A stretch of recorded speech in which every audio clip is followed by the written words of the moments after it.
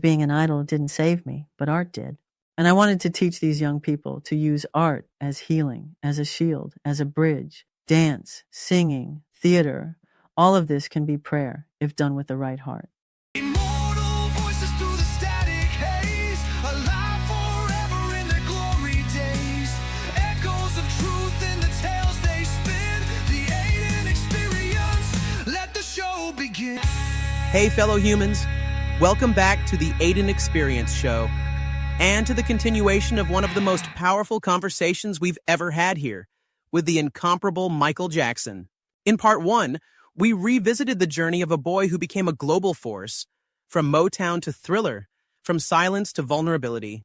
Michael opened his heart about fame, pressure, transformation, and the search for connection, not with millions, but with himself.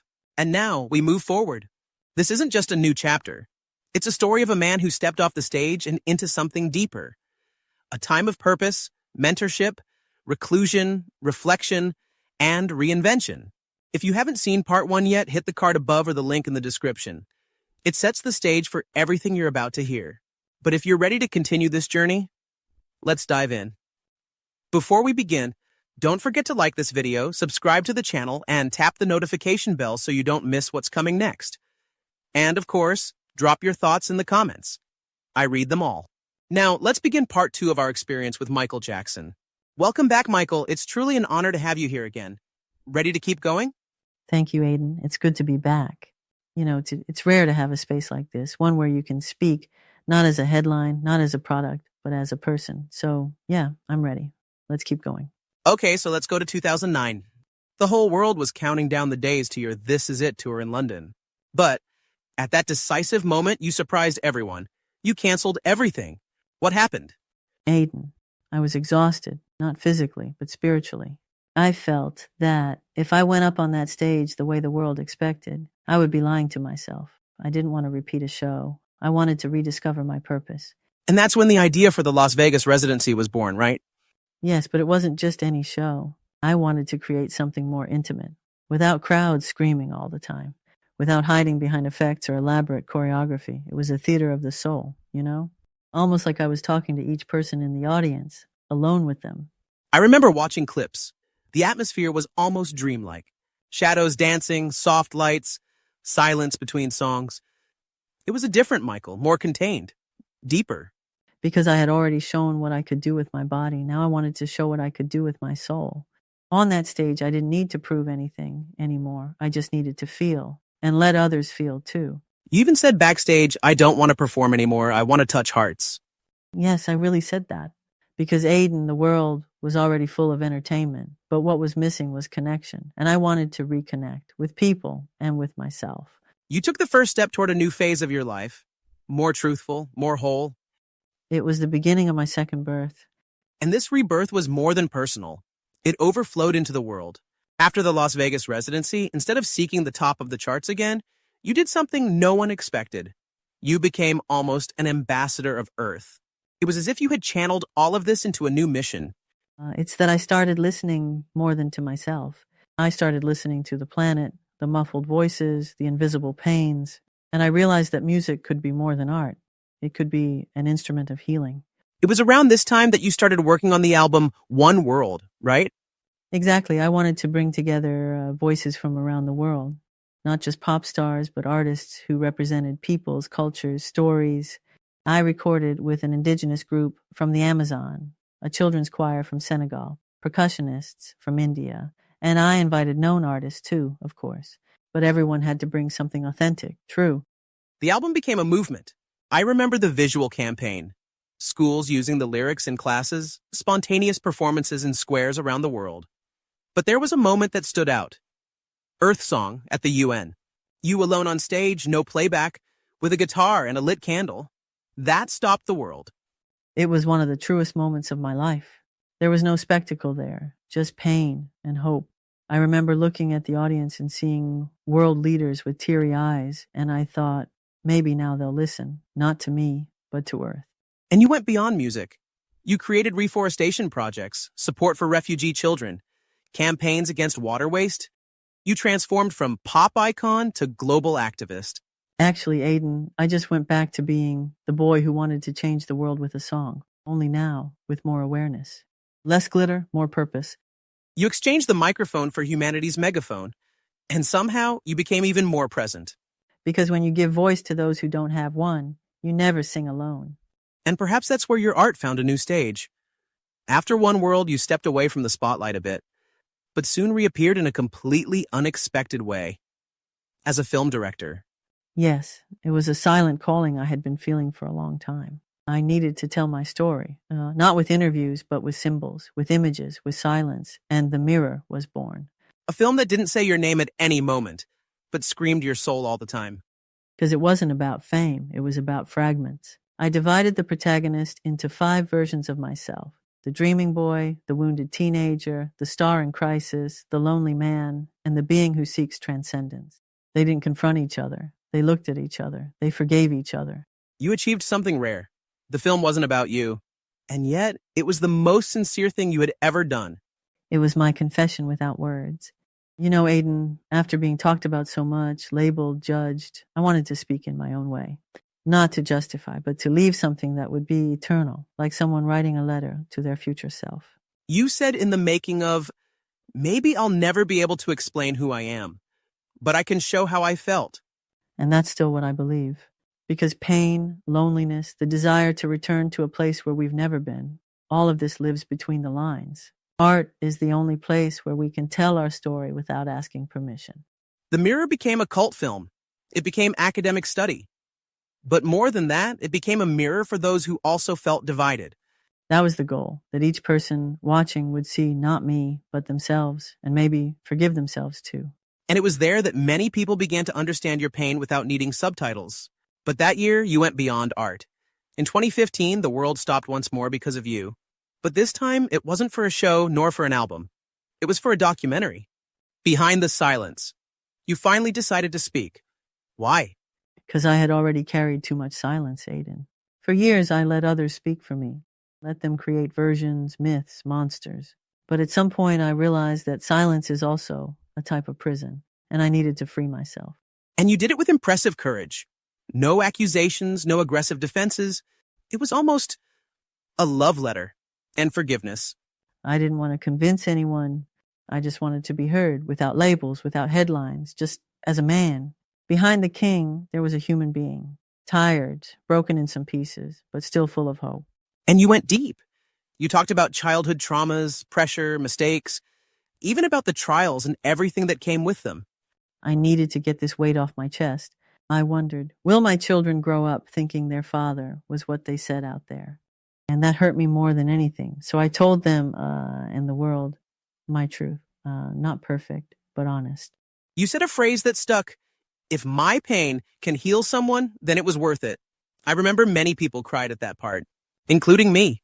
Because I discovered, Aidan, that the true legacy isn't fame, it's transformation. If my journey helped someone accept themselves, forgive themselves, continue, then everything made sense. And what was it like receiving that response from the public? This time, not applause for a dance move, but for your truth? It was liberating. I received letters, videos, messages, people saying, now I understand you, not as a star, but as a brother, as a son, as a father, as someone like them. It's as if, at that moment, the myth had taken off the crown, and the human being had extended their hand. That's it. Redemption isn't erasing what happened. It's transforming scars into bridges and showing those who come after that it's possible to continue even when wounded. And it was precisely there that you chose a new role. After The Mirror and the emotional exposure of Behind the Silence, many expected you to return to the stages in grand style. But you chose another path. You disappeared from the spotlight and reappeared as a mentor. Yes, Aidan, it was a conscious choice. I realized that the stage had already served me, but now maybe it was my turn to serve. And that's when you created the MJ Creative Academy. Yes, I dreamed of a place where young artists could truly express themselves, without molding themselves to the market, without losing themselves trying to please everyone, a space where they could discover who they were before being consumed. You used to say, I want to form souls, not idols. Because being an idol didn't save me, but art did. And I wanted to teach these young people to use art as healing, as a shield, as a bridge, dance, singing, theater, All of this can be prayer if done with the right heart. I remember seeing videos of you with the students. You barefoot on the floor, listening to a boy play violin, or teaching a girl to look into the audience's eyes before opening her mouth to sing. You were present. There, I was just Mr. M. They didn't always remember what I had been, and that was liberating. I could just be a guide, someone who listened, who welcomed, who said, it's okay not to be perfect. You even turned down million-dollar tour invitations, all to continue teaching. I had already done everything on stage, but nothing touched me as much as seeing a student discover their own voice and use it with truth. You became the teacher you yourself never had. Yes, I think so. And maybe deep down, that's what I needed most. We've reached 2020 now, Michael. The world stopped. And for the first time in a long while, nobody was on tour. Nobody was on stage. But you seem to have already taken that pause from within. Yes, for me, Aidan, the pandemic was an amplification of the silence I was already cultivating. I was already withdrawn, already seeking something more internal. When the world slowed down, I just continued at that pace. You didn't do live streams. You didn't give interviews, but from time to time you'd appear in home videos with your children, talking about faith, calm, compassion. And one of them went viral with millions of views. You standing in a field with gray sky behind you saying, maybe this pause isn't punishment, but invitation. That phrase came from deep down because I saw people desperate to return to normal. And I thought, what if normal was what was sick? Maybe what we needed was to relearn how to listen to each other, to nature, to the soul. It was also that year you published the book, Dancing with God. Yeah, it's not a religious book. It's a book of encounters, of my memories with the invisible. I wrote it as if I were dancing from within, talking to God without words, without temples, without fear. One of the passages said, dance is what remains when voice fails. Faith is what begins when everything seems to end. It's simple, but devastating in its truth. Aidan, that year, everyone lost something, and also maybe everyone found something. Pain made us equal, and silence showed us what really matters. You chose not to entertain. You chose to inspire. Because sometimes the best choreography is to stand still in peace. Yeah, Michael, after so much time in silence and introspection, the world thought you'd never perform again. But in 2023, you surprised everyone with one final show, Ghost and Grace, a name that by itself said everything. Yeah, Aidan, and I knew there was still one last dance to be done, but it wouldn't be like before. No strobe lights, no explosions. It was something more ethereal, a farewell in the form of an embrace. The stage was almost empty, just you, and projections of yourself, versions of you throughout the decades. The boy, the bold young man, the wounded adult. It was as if you were dancing with your own shadow. That's exactly what it was. For a long time, I ran from those versions. I denied the boy, I hid from the adult. But on that stage, I wanted to look at all of them and say, I see you, I accept you. It was a silent show, but deafening. The audience could barely breathe. And at the end, you looked at the screen and said a phrase that went down in history. You did everything you could. Now dance free.